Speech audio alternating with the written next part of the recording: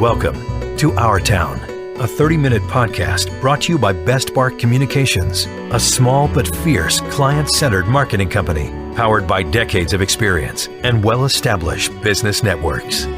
This is Andy Ockershausen. This is Our Town, and we have a great pleasure to talk to one of my friends for many years, a legend in the city of Washington. He did so much as a player with the Redskins and so much as a human being, and a very dear friend, Dexter Manley. Dex, welcome to Our Town. Well, thanks for having me, Andy. You used to own Our Town, you know that. Well, when you were playing. Back in the day, I tell you, you don't even remember when we first met.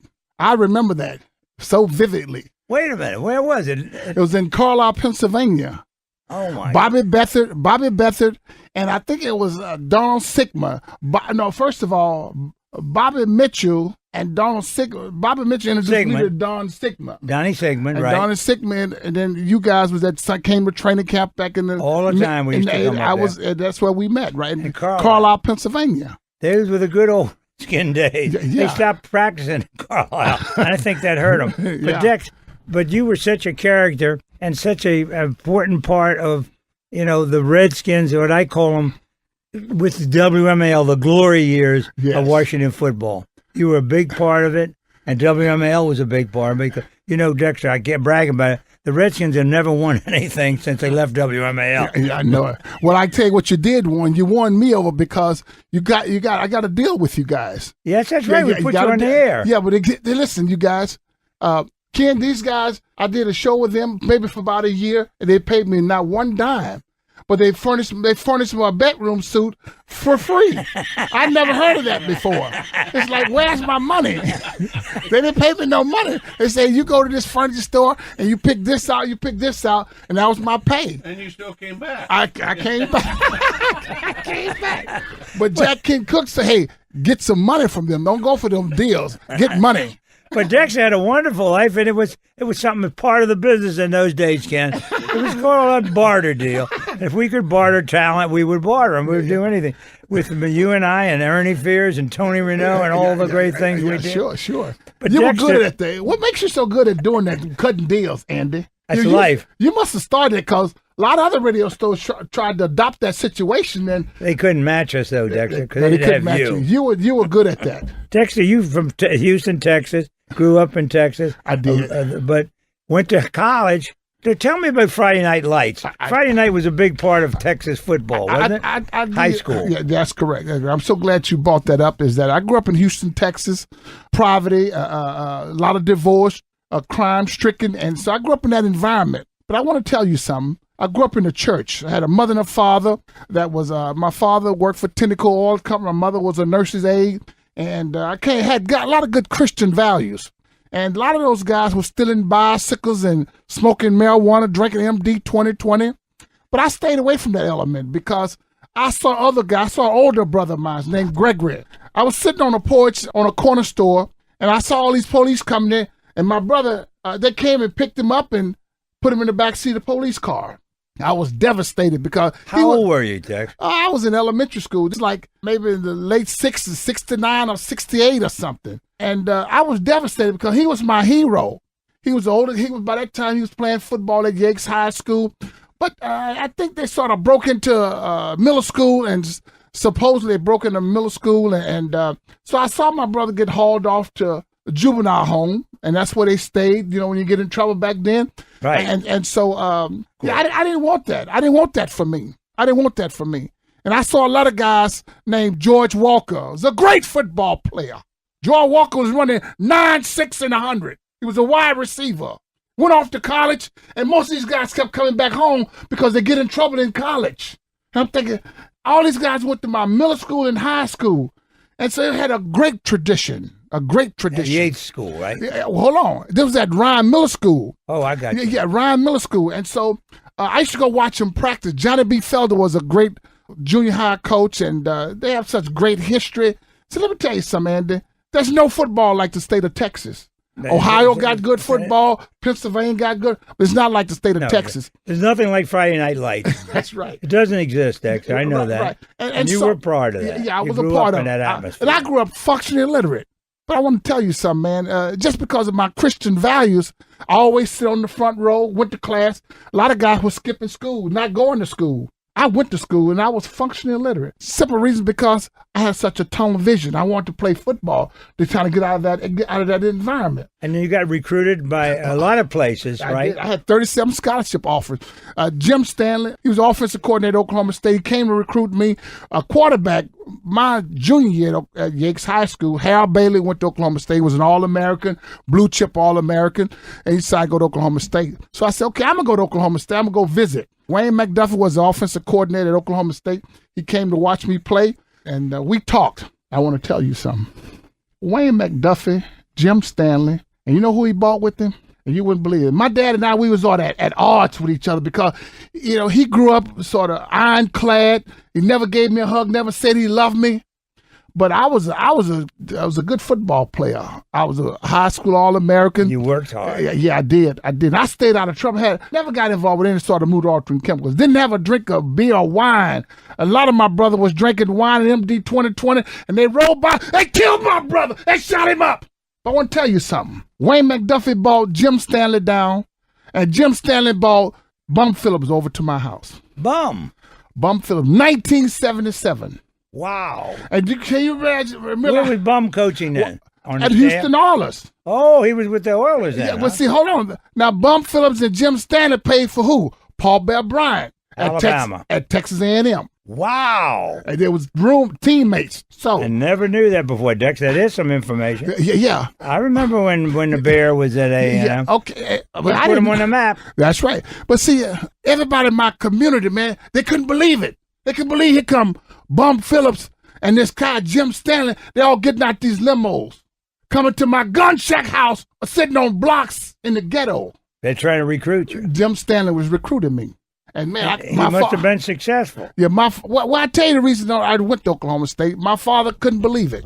He only came to one football game. He watched me play, and so then he realized, because of most of my siblings, my older brother, he was off in juvenile home, stealing bicycles, drinking MD 2020, taking pills and drinking syrup. And my father had this ironclad, so we didn't have a good relationship. And so when he saw Jim Stanley and Bum Phillips come to my house, he said, wow. Maybe this kid can play. Right.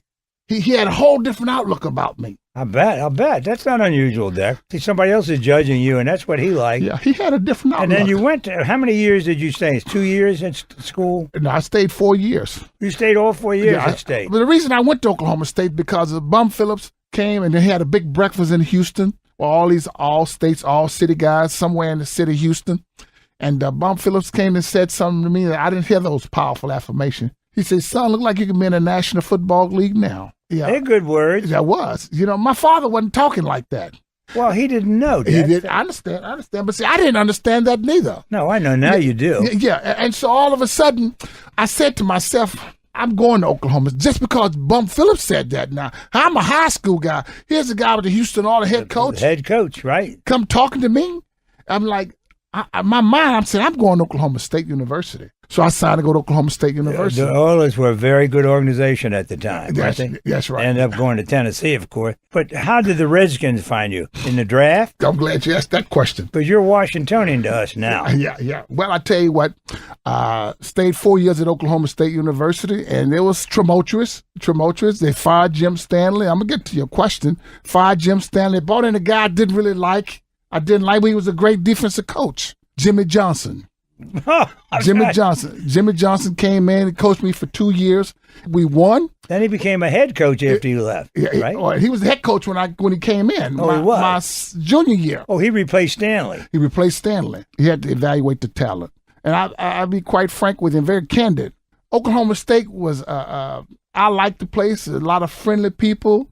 I don't remember T. Boone Pickens, but he was around somewhere. He was a benefactor for the university. That's right. And so I never forget. I'm going to see if you know this here. You might not know. Janice will know. August 17, 1977. Who died that day?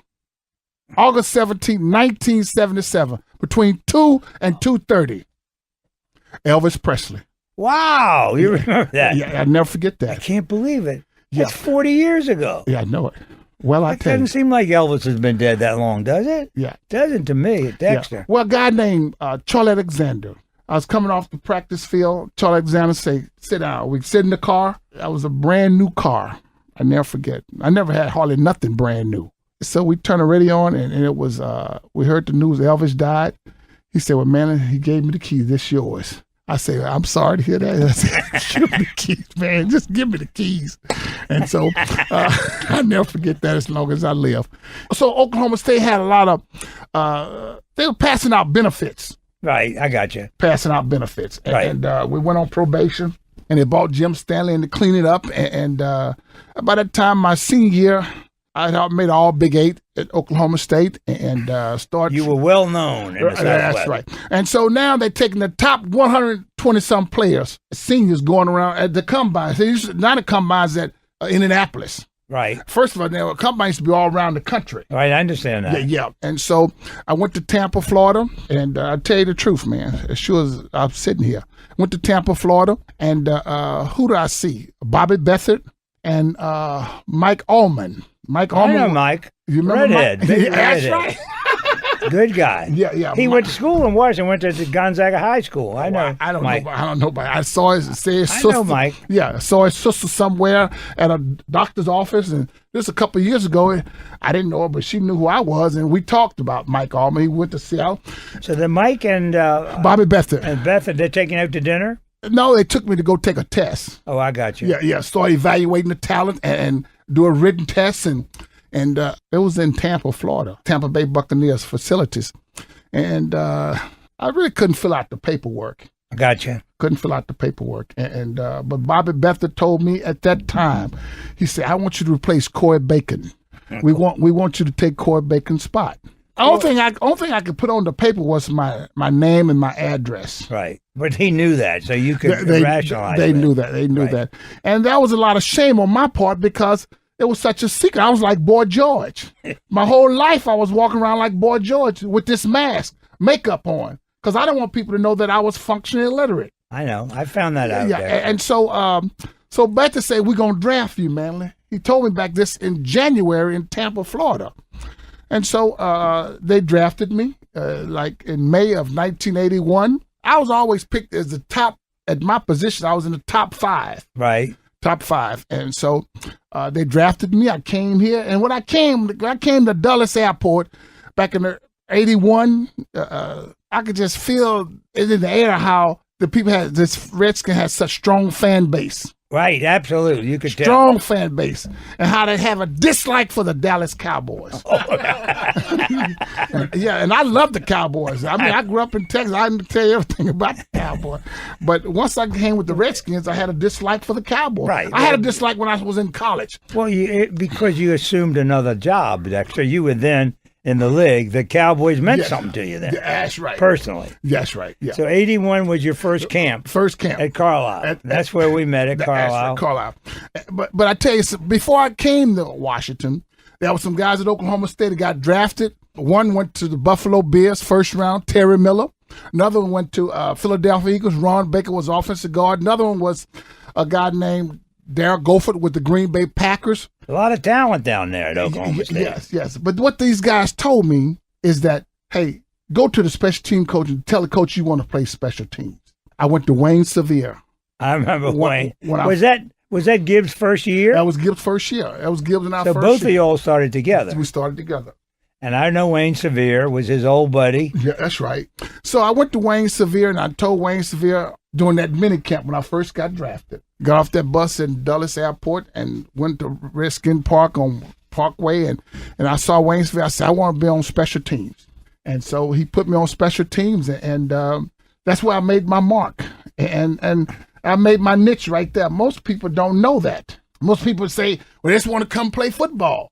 Well, these guys, old veterans, that told me some. That's the way to make the team. That's right. They told me to play special teams, and Wayne put me on special teams, and it's been good ever since. Right. And then they judged your your athleticism. That's right. And then they said, this guy's going to be a great defensive end. Yeah, that's right. Who was your line coach then? Torgy Torgerson. Torgy, the old man, right? The old man, yeah. Torgy died maybe about 3 or 4 years ago. I know he did. Yeah, Torgy died. He was a great pro with Detroit. Yeah, listen, I knew Torgy very well. And he played with the Redskins, too. Sure he did. Yeah. So Torgy, so let me finish this. You had the benefit of some great coaching. I did. And Richard Pettibone was the defensive coordinator. Yeah, and so I came to the Redskins, and I had to say, in my humble opinion, Andy, I was sensational on special teams. That's where you made your mark. Like That's right. And you did that deliberately. They're going to notice me. Bingo, you got it. So Joe Gibbs, he had a real passion. He was very sympathetic to me. I had a lot of issues, and he just gave me an opportunity. Like Bobby Beathard. Right. And I would make mistakes after mistakes after mistake. When they were trying to put me on the defense, I couldn't remember the plays. I can understand that. Okay. You had a problem. You had a learning defect. Yeah, right. And so, but I saw Corey Bacon and Torgy Torgerson get an altercation on the football field. That was like the third game of the season. That was your first year? First year. I never seen a player talk to a coach like that. Corey been around for a while, right? He was like 38 years old. Remember, now, Bobby Beathard already told me he wanted me to replace him. And so I'm watching this altercation on the field. They told him to go in. He threw him off the field? Off the team. He never came back. Is that right? Torgy did it. Never came back. And Joe Gibbs backed him up, of course. Yeah, absolutely. It never came back. My first game was against the Philadelphia Eagles, Ron Jaworski. I went and had 2.5 sacks. I played great, and it's been history ever since. When was that, in 81? That was in 81. Here or up there? I remember that. First game we played in Philadelphia. I started in Philadelphia, and I played against a guy. What's that guy's name? Big left tackle. I just ate him up, and I sacked that Ron Jaworski twice. And the rest, it was great. They loved it, of course. They did. But Dex, and then you came back to Washington and with the team, and we're going to take a break and talk more about what happened after the Philadelphia story. Okay. We're with Dexter Manley. This is Our Town with Andy O. This is Andy Ockershausen talking to Tommy Giacomo and bragging about his restaurant, The Palm. Hi, I'm Tommy Giacomo. Why don't you come down and see me at The Palm Restaurant? I've been there for 43 years. We have great steaks, great lobsters, great food. Caricatures on the wall. It's just a fun place to eat and drink. We're located at 19th and N, just below DuPont Circle. For reservations, call 202-293-9091. That's 202-293-9091. www.thepalm.com.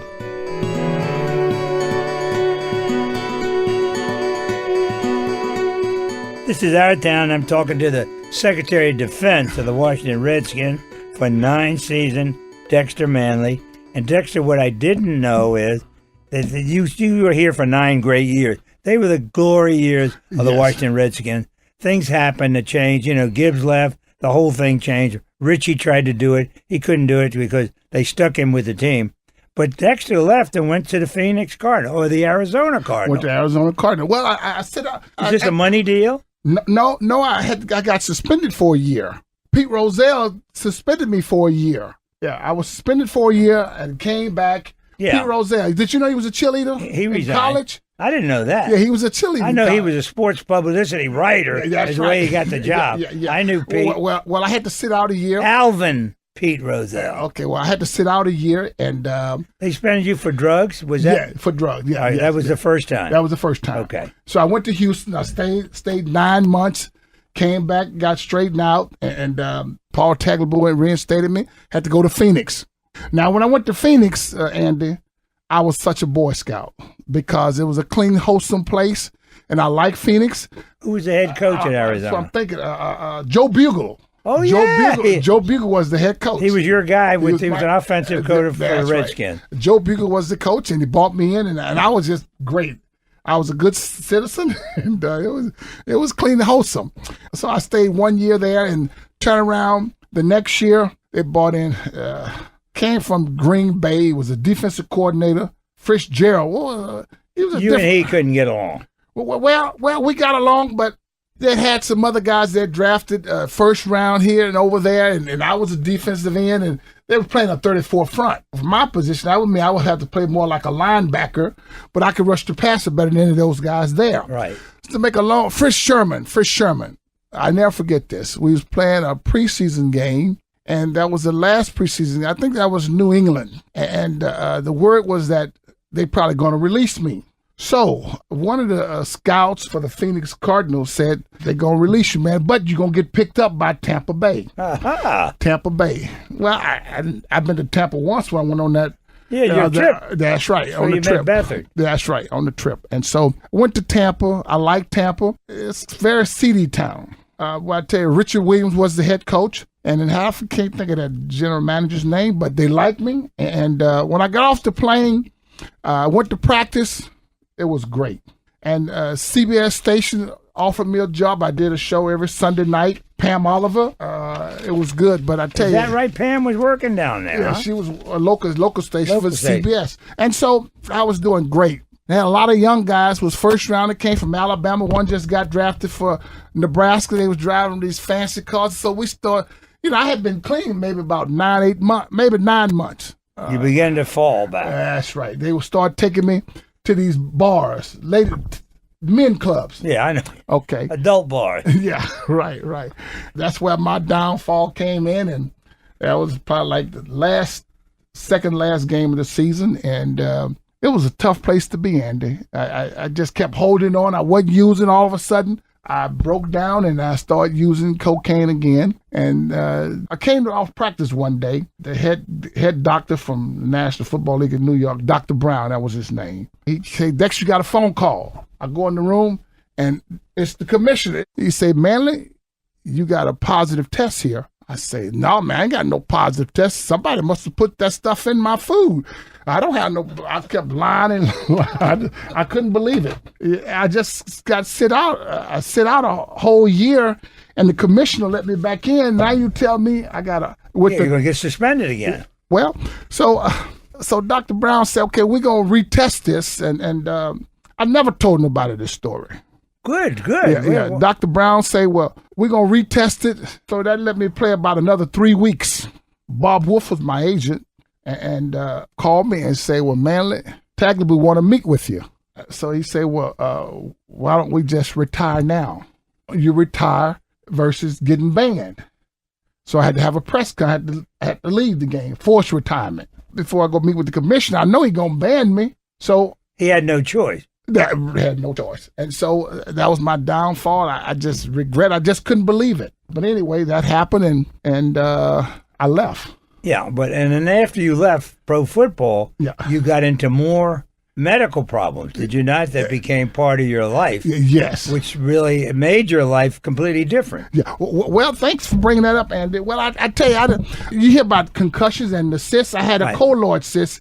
I didn't know this. I was in Georgetown. There was a store at the bottom called Garfinkel's. I remember Garfinkel's very well. I was in Garfinkel's, and I was looking around for something, and I passed out. Right? That was a story in the papers here. I passed out, and they took me to Georgetown Hospital. Okay, and so Dr. Lessenhop at that time told me that you got a cyst about the size of a quarter on your brain. So he said, well, let's take a wait and see attitude. This is in 1986. And so every 6 months, every year I go get tested and looked at and get an MRI, and nothing happened. By that time, again, I'm still in the league, and I have to leave the league because I flunked another test. So I go to Houston, and did you go back home to live? I went back to Houston to live, and plus I really started using drugs then. Right, that's when you really got because hurt. I was depressed, and I couldn't believe. What kind of money did you have coming in, Dexter, from your retirement or investments? Well, I was, in Tampa I was making $850,000, so I had some money, but I just couldn't believe after where I come from that now I'm back. Right. Going around in circles. You're right back where you started. That's right. We're going to take a break right here, Dex, and come back and talk about Houston, how you got back, and your medical problems. Back here, too. This is Andy Ocker's house, and this is Our Town. We're talking to Dexter Manley. We've got a great story, and we're so glad to hear it, Dex. We'll be right back.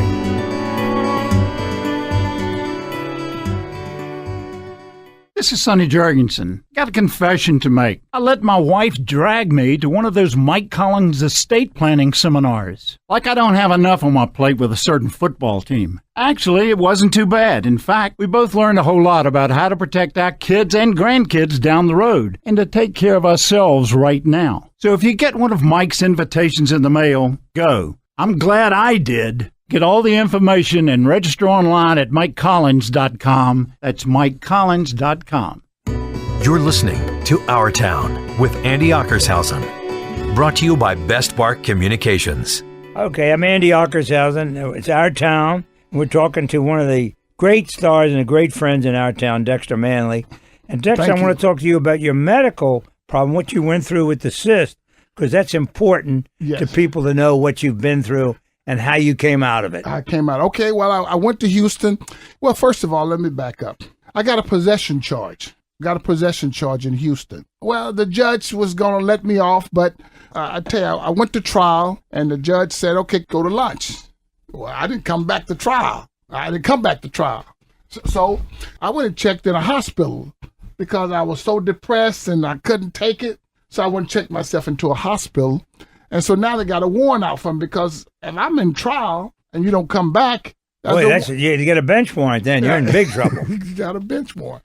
So I went back to pick me up out of the hospital. I was on the psych ward, severely depressed. In Houston. And so the judge gave me 2 years state time. Ann Richardson started this program in the state of Texas. You're familiar with Ann? She was the governor then, right? She was the governor. Yeah, she had an alcohol problem. So she started stuff with nonviolence, and people with drug offense can go to a place for 2 years, 6 months, whatever, get rehab and come back. It was more, you go get rehab. They got placed in the facilities. You go to meetings and get rehab, but you're still incarcerated. So I got out of that place, and I got a letter from a Second Genesis. I know what that is. That's drug treatment program. Second Genesis sent me a letter while I was incarcerated, and then I had an attorney here. I wanted to follow up on that letter because it was going to bring me back. And so I stayed clean. And straight. I knew I had this problem back in '86, but I was just in belligerent denial. Right. I didn't want to face that. But when I was incarcerated, I knew that some days I feel good, I feel bad. I couldn't remember this, couldn't remember that. And so... you knew it wasn't right. I knew I wasn't right. That's correct. And so I was training a kid to go play football at Rice University. And I got a call from Second Genesis, say they're going to make me an offer. And I took the offer. I came back up here October the 14th, 2004. Well, then you're beginning to find out about what's going on top, that's right? Then I realized, after you got out of this program, came back here. That's right. I got out of the program, and I stayed up here maybe about a year, and I started slipping. And you weren't doing drugs again, were you? Yes. Yeah, I had maybe 1 or 2 runs in me, and on June 16th, 2006, I was on Georgia Avenue. And I was surrounded by cops, maybe about 7, 8 of them, about 4 o'clock in the morning. And they say, Manley, we know you got your fix and you don't look right. He got his walkie-talkie. He called a rescue squad on Georgia Avenue and Park Road. Know it well. Yeah, yep. And so here come the ambulance, picked me up. They took me to the Washington Hospital Center. Are you going to x-ray and find out what's going on? No, not yet. I had probably been using a couple of days ago, but police said that, man, we're not gonna take it to jail. We're gonna take it to the hospital. I said, okay, well, I'd rather go to the hospital than go to jail. than going to jail. And so we went over. Take it to Washington Hospital Center. To Washington Hospital Center. But they didn't X-ray you right away and find out what that is? No. But I was disruptive because I didn't want to go to Washington Hospital Center because you're afraid what they're going to find out. Well, I'm afraid that. I remember being in Houston. That's sort of like a trauma unit. It's not kid gloves. They're going to treat me with kid gloves. It'd be all zippered up, if they had to do surgery on me. So for some reason, my instinct, I just was acting out. Right. They put me out of the hospital on Father's Day. Of 2006. 2006. That was like maybe June 18th and 19th. Right. Yeah, on Father's Day. That was on a Sunday. So Liddy had to come pick me up. And they say, Lydia, make sure he get in the hospital. But we can't take it. He's very disruptive.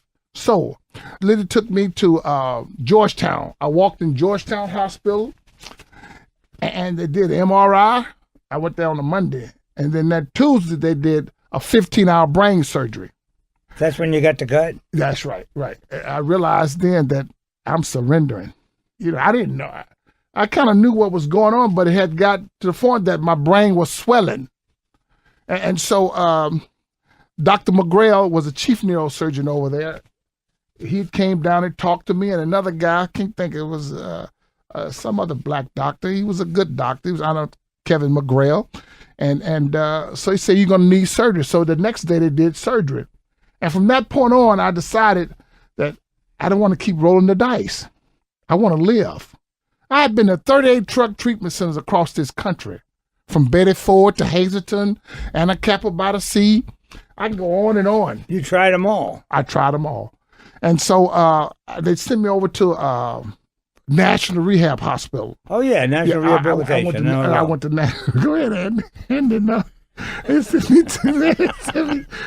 me to National Rehabilitation Hospital, and then I started rehabbing, and I got better. Well, where do you? But Dexter, does this have anything to do with the lawsuit that's going on? Because whatever happened to your head, you hit your head a lot when you were playing. Well, that's where the cyst came from the pounding. Right. From the pounding. That's correct. But they didn't pay any of your medical expenses. You were out of football by then. Liddy had the job, and I was under her insurance, and they paid. And so from that point on, I went to National Rehabilitation Center. Rehabilitation Hospital. Yep. And I haven't used no more. I'm coming up on 11 years clean. So you're clean? Yeah. I just had 10 years on June 17th, and so thank you. Thank you. And I had to draw the line in the sand because I want to live, Andy. Well, now you're clean, but you got to stay clean because they tell me, like, people get hooked. Once they get hooked, they're always hooked, but they don't use. That's right. I have a support group I go to. Oh, do you? Like an AA group? I go to all the meetings around town and things like that. You must be a good speaker to talk to some of these young people. There's one choice. Either you're going to beat it or you're going to die. Well, you're going to recover, you're going to keep going to institutions, or you're going to die. That's it. And you conquered it, and you found that out. Yeah. Now, which lawsuit are you in? The group suit, or are you individually? I'm in the group suit. Lawsuit. You're in the group suit. Yes. Well, they've offered you a settlement, but the players didn't take it, did they? Well, you got to maybe, that's over 7,000 players, former players. It's not adequate. That's right. You got 7,000 players. So much money. That's in the lawsuit. You maybe got 1,500 players who decide they don't want to accept that agreement. The $980-something billion. Million, right. Okay? And so now let's keep the judge in Minnesota, the Eighth Circuit Court judge, she's been on the player side. Right.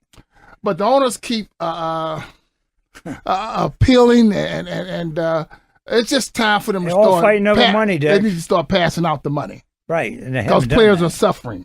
But you were telling us some stories. You are still active around town. I'm glad of that. Yeah. You're a good, let's say, a role model now for young people. They can beat it. They can get through it, and they can go on. Well, I wanted to finish up, and I didn't tell you. In 1985, you were still playing then in 85.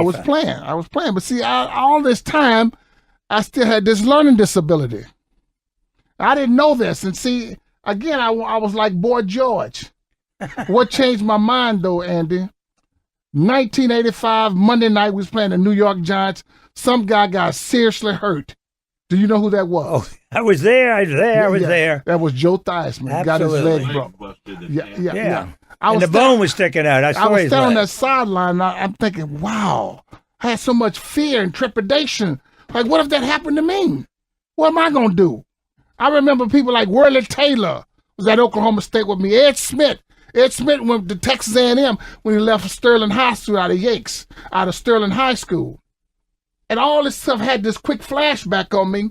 And I'm standing on the sideline. Here I am, still functionally illiterate.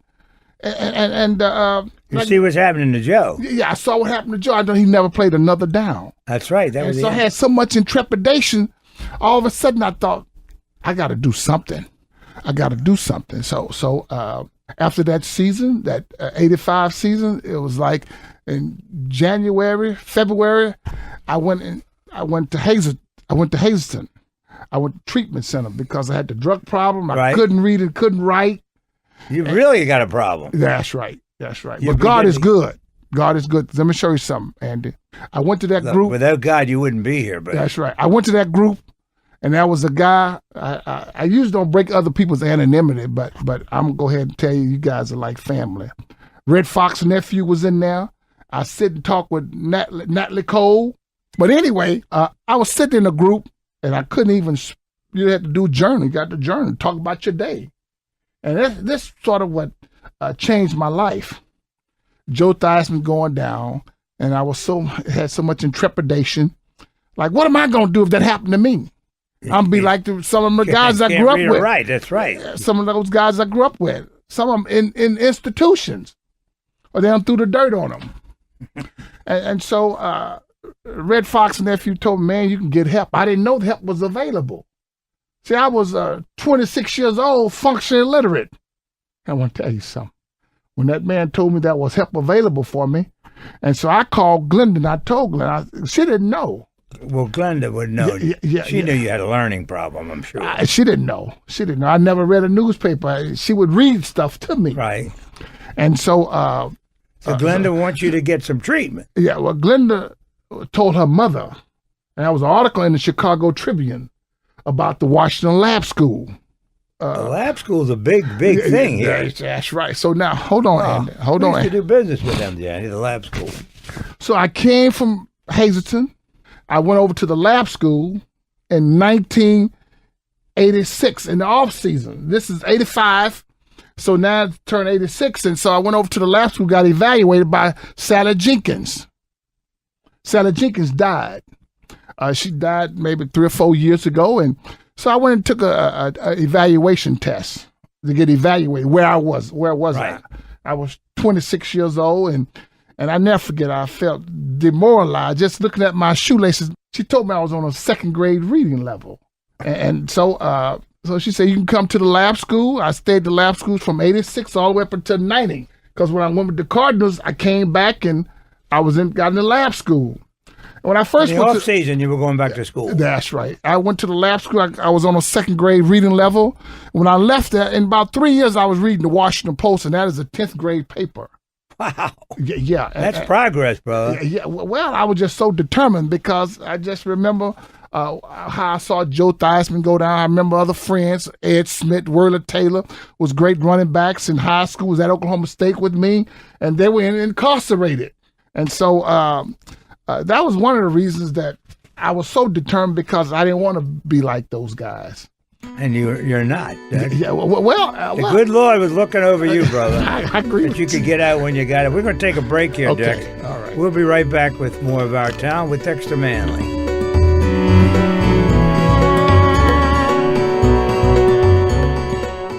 Hi, Tony Sybil here to tell everybody about our newest restaurant over off New York Avenue. It's called Ivy City Smokehouse, 1356 Oakey Street Northeast, right next to the Heck Company warehouse. It is terrific, and we have the only seafood smoker in the District of Columbia. So when you go to your grocery stores or your delis, ask for Ivy City products. 202-529-3300 or ivycitysmokehouse.com. Our Town with Andy Ockershausen. We're talking to the Secretary of Defense, Dexter Manley. And Dexter, your life is a great, great story. I'm sure it's been told many times, but a lot of people in Washington haven't heard this, and I hope they listen to this on our Town on the podcast. But you have a wonderful family, and what a great thing has happened to you. God is looking after you, brother. Yeah, I agree with you. I tell you, you know who named me Secretary of Defense? Well, it was 1986, 87, 88. The Redskins PR department came to me and said, Casper Weinberger want to talk with you. The real Secretary of Defense. Yeah, the real secretary. So I went to go visit. They picked me up in Reston at my home and had to get a Pentagon. Let me finish, and they took me to the Pentagon, and I go see Casper Weinberger. Yeah. Now I would be very honest with you and candid with you. I had been out all night. I was all night using drugs, cocaine. I thought not to go because it wasn't in my right mind, but I went anyway. It was an award. He wanted to present this award, Secretary of Defense. And so I went there. I was kind of spaced out a little bit, but I saw Casper Weinberger, and he said, Secretary of Defense. That's what he called me. So he started as Secretary of Defense. Yeah. So you loved it, of course. Well, I liked it. Captain Knife, they called him, you know. Yeah, it was He good. would cut off people quick. Yeah. And But so, you had your family back here with you. You were you were still married to Glenda then in '86. Absolutely. Yeah. Glenn and I got divorced in 1992 and 93, somewhere, May the 18th. And then you're good on dates. Yeah. And then and you'd had Dallas was born then, and your son was born then too. Yes. But Glenda's the mother of both of those children. Glenda's the mother, and Glenda does a great job. But I was a whoremonger and wasn't very faithful, and so got another great wife, Lydia. Lydia and I've been married. And how did you meet Lydia? Well, Lydia and I went to high school together. Wow! But let me show you something. Lydia's Lydia's an engineer, very smart lady. She can't be smart. She married you. I know it. I agree with that. You know I mean that. I agree with that. We love you, Dex. But Lydia had an academic scholarship. She was a very smart. She was a what do you call it? Valedictorian. Valedictorian. There you go. Valedictorian of Yates High and the Queen at Yates High School. She had a scholarship to go to Brown University. Wow, in Providence, a great school. Yeah, but hold on. She went to Brown University, scholarship to go to Brown, and she had a scholarship. Academic scholarship to go to Howard University. So she, for me, with the brothers and the sisters, so I said, Lydia, why would you go to Brown University? Why would you take Howard University? So she chose to go to Howard University, and she's been a great wife and a great friend. Howard's a great school, and it's a great place to live. Yeah, but ain't no Brown University. Well, that's the Ivy League. Yeah, I know it. Well, I told her, hey, you should have went to Brown University. And so we've been married for 19 years, going on 20. You have a family too. You have children with Lydia. No. The children you have are all from Glenn. Dexter. You got so many great things in your life, but you're still here. Somebody's looking out for you, Dexter. I know. The Lord has got a big plan for you, obviously. Well, I sure hope so. Now, what is your feeling about the community and about this name of the Redskins that seems to be hovering around us? Well, I tell you what, the Redskins. You're a Texas boy. What do you feel about the name? Well, the Redskins is a great organization. See, what I come to understand, though, Andy, is that when I came here in 1981, like I told you, when I came off that out of Dulles, just feel the energy, how the people support the Redskins. It's like no other place in the National Football League. And the Redskins, to me, it's just all about good, okay? And all of a sudden now, you get, I'm just going to be very candid with you, this is how I see it. Right, that's what I'm asking you, Dexter. Yeah. So you see that for all these years, there wasn't nothing about the Redskins and the tribe, and so now you get the Obama administration, the Democrats, and you get the people at the casinos, most of those Indian reservations. Those people the commissions. They run that stuff, so they collect a lot of money, and they go to the lawmakers to sort of get this name changed. And they go to a Democrat administrator. They say, okay, we want to change that name. Being born here and third generation, the whole thing. To me is, and I've heard that name since day one. Never, ever, ever in all those 80 years or more did I ever hear anybody disparage it. It was always a great organization, a great football team who happened to be Redskins. They didn't say Indians, they said Redskins. Redskins. But the helmet, the symbols were always something of value. It wasn't, we didn't devaluate. Right. So and I think it's been that way. Go ahead, I'm sorry. No, but that's my feeling. I know a lot of black people feel exactly that way. It never bothered them till some activist brought up the thing. That's it's right. disparaging to Indians. Yes. And Dan Snyder said, I bought the team and the name because that was always what we wanted, the Washington Redskins. Yeah, and I agree. I don't think they should never change the name. You know, I went to a radio station a couple of years ago. They say, hey, you can't say the Redskins. Well, why the hell you got me here? I'm not going to walk on eggshells talking about calling. They're not going to call the name Redskins. So I kept saying the Redskins. They're the one signed your check. Yeah, so I was just doing something, a little ad. But then they cut the interview short because I kept saying Redskins. They kept telling me, don't say Redskins. Well, why you bring me here? So we cut the Washington interview out Football now. Club. Well, Dexter, it's a problem. It's not going to go away. It's going to be with us for a while. Yes. But being in Washington, I want those teams playing in the city. I want to have the same thing that you grew up with in our stadium in the city. That's right. Not out in Raljohn or someplace in Northern Virginia, in D.C. You want the team in D.C. I want the team in D.C. Yeah, I agree with you. But what's So that? does the mayor, but she ain't back off that name change. She ain't going to get the mayor, team. What's that mayor name? Mayor Bowser. Yeah, well, She's painted herself in the corner she did. That's right. by right. saying we can't do it until you change the name. And Dan Snyder says I didn't buy the Now team. that other You changed guy, the he's name." really for the Redskins. Gray. I wish he'd become mayor again. Oh, yeah. Vincent Gray. Vince Gray, absolutely. It might happen. Yeah, he should become mayor again. Then the rest is. He may run on that platform. You know that, don't you? Pardon me? He may run on that politically. Yeah, well, yeah, I he want the should. Redskins back, and I ain't changing their name. He might win the vote. Yeah, it's good. do I'd you like to think see of him that? become mayor again. Dexter, this has been the most delightful conversation. Well, thank you. I've only known you since 1981. How would that be? 35 years, Dexter. And they were great years. Great They were years great for you. years. They were great years. And thank you for what you did for WMAL, and thank you what you've done for the community. Thanks for having And me. Lydia is a wonderful woman to marry you. She She's really a great is. gal. Yeah, she is. I know she and Janice are friends, and that's the way it should be. Yeah. So Dexter, thank you. We love you, and please, please, please keep it up. Whatever you're doing, I will. I'm gonna keep drawing the line in the sand. You're clean, baby. You got it. Thank you. Thank you, Dexter. All right. Thank you. You've been listening to Our Town Season 1 with your host, Andy Ockershausen. New Our Town podcast episodes are released each Tuesday and Thursday. We welcome your comments and suggestions on how you like the show or who you'd like to hear from next. Catch us on Facebook at Our Town DC or visit our website at OurTownDC.com. Our special thanks to WMAL Radio in Washington, D.C. for hosting our podcasts.